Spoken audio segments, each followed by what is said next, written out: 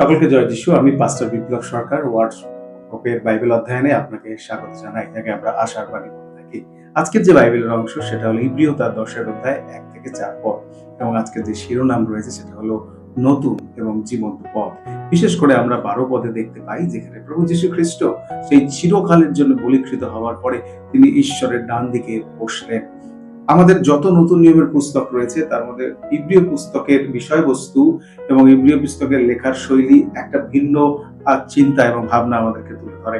বিশেষ করে যখন আমরা এখানে দেখি যে খ্রিস্টের মৃত্যুর দ্বারা আমাদের জীবনের জন্য এক নতুন পথ এবং নতুন আশা জীবন্ত আমাদেরকে তৈরি করেছে।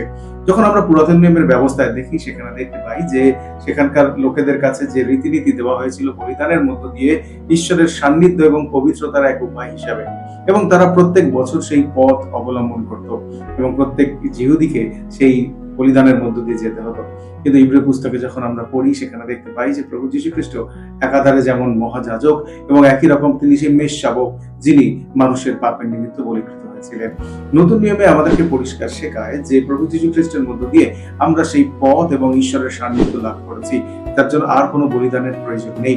পৃথিবীর উৎকৃষ্টতম এবং সর্বশেষ বলিদান যা মানুষের পাপের নিমিত্ত দেওয়া হয়েছিল তা হলো যীশু খ্রিস্টের বলিদান। আমরা জানি বাইবেলে লেখা রয়েছে এই ইব্রিয় পুস্তকে রক্ত সেচন ব্যতি রেখে পাপের মোচন হয় না। তার কারণ আমাদের রক্তের মধ্যেই সেই পাপ আমাদের প্রবাহিত হচ্ছে এবং সেখান থেকে উদ্ধারের জন্য প্রভু যীশু খ্রিস্ট তিনি আমাদের জন্য অনন্তকালীন বলিদানে নিজেকে বলিকৃত করলেন। শুধু তাই নয়, কিন্তু সেখান থেকে তিনি আবার আমাদের জন্য তিনি পুনরুত্থিত হলেন। বাইবেল আমাদেরকে দেখায় এই নতুন পথ এবং ব্যবস্থা প্রভু যীশু খ্রিস্ট তার সেই জীবনের মধ্য দিয়ে আমাদের সাথে দিয়েছেন। আজকে আমরা বলতেই পারি ঈশ্বর এবং মানুষের মধ্যে আর কোনো পার্থক্য নেই, অর্থাৎ যেখানে আমরা ঈশ্বরের সাথে মিলিত হতে পারতাম না। এই বলিদান প্রথা একটা উপায় ছিল যেখানে মানুষ এবং ঈশ্বর তারা কাছে আসতে পারত, কিন্তু যীশু খ্রিস্টের বলিদানের মধ্য দিয়ে তিনি অনন্তকালীন আমাদের সাথে ঈশ্বরের ভেঙে যাওয়া সম্পর্ককে আবার গড়ে তুললেন।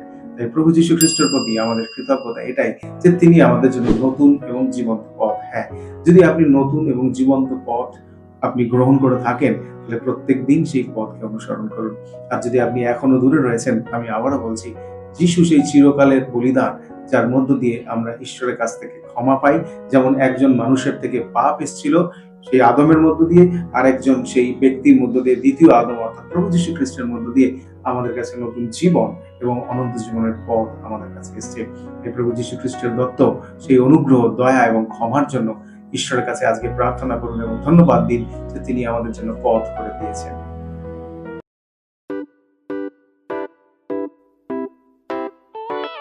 পুরাতন গেল শেষের পাতা।